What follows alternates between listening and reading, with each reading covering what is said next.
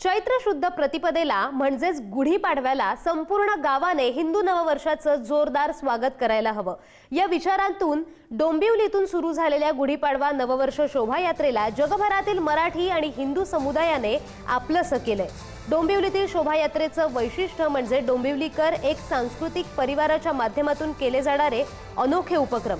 यंदा डोंबिवलीकर परिवारातर्फे वंदे मातरम गीताला 150 वर्ष पूर्ण झाल्याच्या निमित्तानं आणि राष्ट्रीय स्वयंसेवक संघाला 100 वर्ष पूर्ण झाल्याच्या निमित्तानं अतिशय आशयघन चित्ररथ लक्षवेधी ठरणार आहेत। वंदे मातरमचा शतकोत्तर सुवर्ण महोत्सव आणि राष्ट्र संघाच्या पंचसूत्रीवर आधारित चित्ररथाच्या संकल्पनेला डोंबिवलीकरांचा उत्स्फूर्त प्रतिसाद मिळेल अशी आशा डोंबिवलीकर सांस्कृतिक परिवाराचे प्रवर्तक भाजपा प्रदेशाध्यक्ष रवींद्र चव्हाण यांनी व्यक्त केली आहे। या वर्षीचं अजून एक खास आकर्षण ठरणार आहे ती म्हणजे 150 फुटांची गुढी।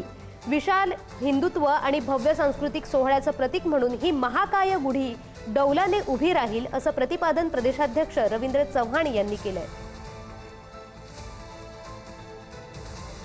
शिकूया AI ची क्रांती, चला करूया MSCIT।